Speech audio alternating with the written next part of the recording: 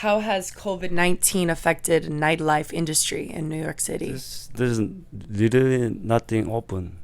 There's no club. No nightlife. This is the heart of New York City.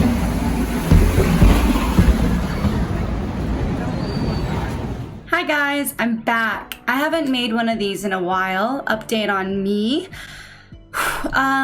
A lot's been going on. I was supposed to be in New York City right now, but I've decided to stay in South Korea, and I've just kind of, been self-quarantined, pretty isolated. I feel like I'm going through a metamorphosis of sorts. That's why I'm a butterfly right now. I'm evolving, I'm changing, and I'm adapting. I'm adapting to my surroundings. I have been very curious about what's going on in New York. I've also reached out to a lot of friends, and I found out that a lot of my friends in New York City have also moved out of New York to other areas. There's just no work there, and New York is chaotic. So I thought, you know what, maybe I should make a video for those people and for anybody curious about what's going on in New York. I reached out to a friend and also content creator in New York City to show me what's going on there from a real citizen, because we watch the news and things look really insane. And if you want to hear a little bit more about what I've been going through, I will do a closing at the end of this video and you can hear more about it. So without further ado, let's listen to Marley and her husband Jason. Hello, my name is Marissa. Online I go by Mari Lee. I am a New York City resident. This video today is just going to be a little bit about my experience post-COVID. Good morning. I just woke up and I'm ready to start my day in New York City here. The past few months have definitely changed the city a lot during the pandemic. So I'm gonna kind of show you on my route and some things.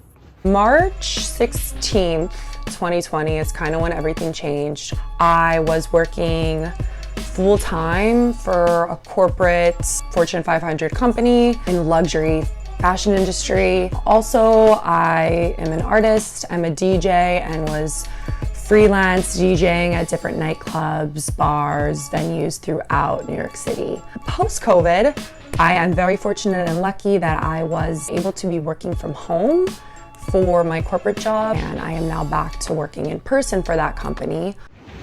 The street that I usually walk down to take the subway has a police precinct on it. For the past few months, it's been blocked off. Pedestrians can still walk down it, but cars can't drive down it. It's just the street with the police precinct. I'll show you. A lot of times they have these barricades just blocking off the whole street, and police just like chill in there, so they won't even let anybody walk down the street. I don't like that because this street tends to be one of the safer streets. It is sunny out. It is a beautiful day in New York. Mask on. In New York City, pretty much everybody does wear a mask. I keep seeing videos of Karens or whatever. I haven't really encountered anybody like that yet, and it's been a few months. To go to work, I take the subway. In the past, taking the subway is quite crowded. Weekend subways usually were packed with tourists. There literally are no tourists now. So the subways, there's not a lot of people on it now. But there was 15 people on my cart, I counted. Everybody except one guy was wearing a mask. Nobody was a tourist, you can tell. Everyone is just a local, minding their own business. No ruckus on that train. I haven't seen any of the people really the kids selling the gummies or people asking for money or even performers performing songs. I haven't seen any of them on the train.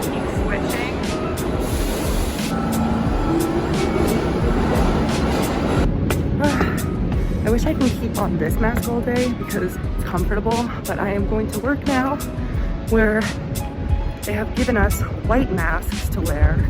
They're the paper ones like this, but I swear they're so cheaply made and they smell like chemicals inside. My coworker was breaking out from that mask. They want us, for legal reasons or whatever, to all wear the masks they provide. So I'm not going to be able to really film at work, but we have to wear a mask all day at work, and I do interact with the general public. Everybody entering has to have a mask on above their nose. Also, we provide masks. We have a pack of the white masks like this if somebody doesn't have one for some reason. It's not like, oh, you can't come in. It's like, oh, well, here's one for you. You also have to sanitize their hands with hand sanitizer when they come in. If they refuse that, which few people have, we have gloves, like latex gloves. My nightlife industry career has been put to a halt. No nightclubs, no bars, nothing of the sort is open. I know like there are some, like this pool club, this outdoor place that's open and things like that. I know a lot of other people that are full-time DJs and haven't been able to work at all. A lot of DJs work off of W-9s as independent contractors as opposed to W-2s. So a lot of people weren't even eligible for unemployment. It's rough, I think, for the nightlife community. I had to stop at the post office, which right now the USPS is being defunded or cutting hours. And I don't want to call anybody out, but you would think we're in like a slum right now. I'm going to take a video. This is the heart of New York City.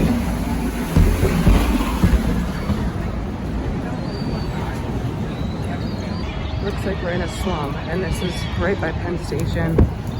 See how many people are just sleeping on the steps though? It's like a mess. There's definitely an influx of like, I feel bad, like homeless, but like aggressive people who kind of like bother you and stuff like that. So I like to walk down this street, but sometimes they have it blocked off. I think from anyway, they have it blocked off. So no cars can come down the street where the precinct is. This is how a lot of restaurants are setting up. So this would have been the inside of Raoul's. They made a little outdoor area. They try to make it cute with like some plants. They have a tent. And they're gonna put tables in here. Maybe like 1, 2, 3. And then you could sit outside like this and eat. My husband, can you come in the video?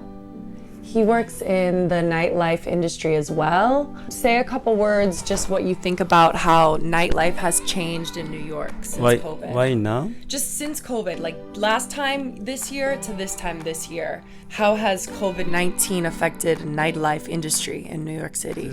There's literally nothing open.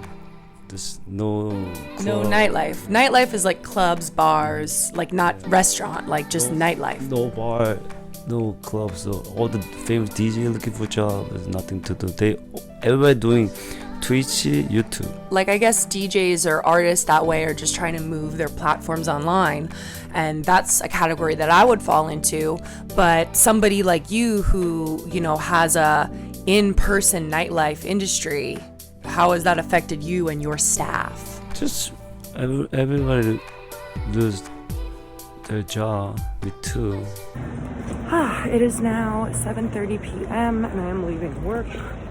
What a long day. It is so busy at my work right now. It's crazy because it's busier than it was last year. I was gonna stop by K-Town today.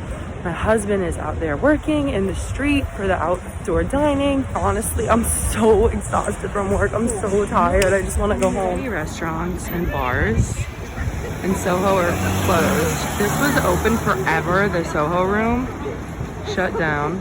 Shut down. There's graffiti everywhere. Some of the graffiti that's around the city is kind of nice. Like Black Lives Matter murals. There's one for Breonna Taylor. It's really pretty. I think there's more crime than there ever was. Like I have that Citizen app and it goes off all the time.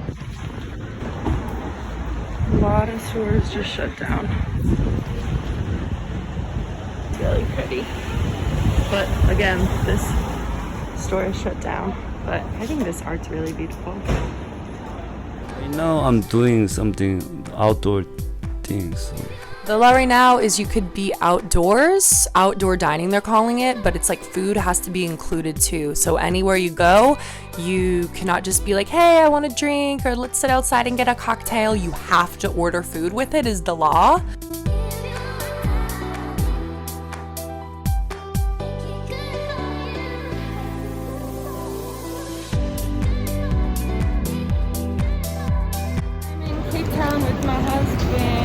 Hi, how are you? So he's been working in K-Town. How is the situation different before COVID? Before sales was really good, but now sales is so bad. That's different. People think it looks busy, but they're not realizing that there's only like 10 seats per outdoor. So it's like so much less. So the street looks busy, but sure, if the capacity is 10 people, it's You busy. spend money on the street. Like, So- people spend money, but not a lot. They spend only like $10, $20, but not $1,000 anymore. I heard September 30th, inside indoor open, only 25%. So Which is good and bad because great, indoor opening, but 25%, that means you're only gonna make 25% of your profit, but it's not like your landlord saying, oh, pay only 25% of your rent. that's a big problem. And it's not like, oh, cool, let me survive on 25% of my tips.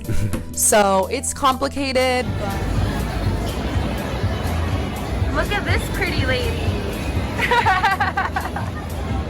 K-Town is pretty. Negative things, well, I mean, obviously losing your job and your career and those kind of things are obviously all negative, but like positive things that came out of this whole COVID situation for us personally. Living in New York is something I chose. Well, both of us chose. Neither of us are from New York City, but I would say like 90% of the people that live here aren't. You know, it was kind of like go, go, go, go, go, go, go. I would work 40 hours a week at my full-time corporate job and then focus so much on DJing and then networking behind it. And the nights I didn't have a gig, I would still like go out and participate in nightlife in order to network, which is all part of it. So that kind of all stopped. And at first was like, oh shit, like my health, physical and mental health has improved because for a couple months, I literally couldn't do anything. I couldn't leave my house.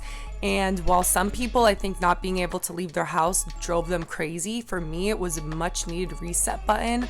I actually struggle with anxiety like in the outside world, and me being able to just do nothing helped me a lot. So that was actually good for me, and it allowed me to have other creative endeavors.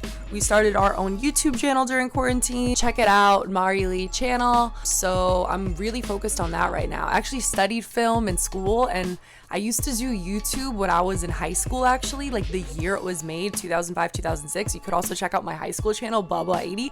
Sad things on there, but I guess I didn't have the confidence or I thought the time to focus on YouTube. And I'm very lucky that I'm still able to work from my corporate job. Yeah, the whole city has changed. It's empty in the streets as opposed to how it was before. A lot of people moved out. A lot of people are working from home. And then they're like, oh, well, why do I need to pay rent in New York City if I could work from wherever? So they moved, and I don't know, it's a whole different thing now. Thank you. Shout out, subscribe to this channel, Serotonin, and subscribe to our channel, Mari Lee. While editing, it occurred to me that I was shocked. I wasn't surprised, but yes, I was shocked. It seems as if the New York City that I would be going back to, I don't know when I'll be going back, but it won't be the same New York that I left. It worries me about the industry that I work in. Will production still be happening? Will I be able to get jobs? I feel very lost and confused with my life. And seeing people like Marley and Jason, you know, really just being motivated, creating, working, and having this attitude and having each other, it gives me some hope, you know? So I hope this documentary was helpful, give you a little bit more insight on what New Yorkers, how they're doing. Of course, the experiences are diverse. Everyone's experience is different. Everyone's experience is valid. As for me, I don't know if I'll be coming back to New York. I've been looking at other options, LA, but LA, oh my goodness, the fires. I was thinking maybe Atlanta, Georgia, as the film industry is booming there and there's a lot of work there, which is great. I am very, you know, concerned and worried about the state of the United States, the social justice issues. My grandmother, she's on my channel a bunch, she's been saying things like, I thought America was like the #1 country in the world. And she says, what I've been noticing and seeing is that that's not the case. And you know what I said? Grandma, you're not wrong. Not just New York, but the whole United States has a lot of work to do. And I really can't wait to go home. That is my dream and my goal. But until then, I can't just be laying around being lazy. I did a couple weeks of that and I really am upset that I wasted a lot of time. So I'm gonna keep pressing on making content. If anybody has any suggestions, anybody thinks there's a hot story, anybody knows someone with a hot story, anybody have any content ideas or requests from South Korea or anything from an Asian perspective, Korean American perspective, hit a girl up. I'm also streaming all the time. I stream a lot on Twitch, I TikTok, I Instagram. I am doing this social media thing as best as possible. Thank you guys so much. Please subscribe. Thank you for listening to me.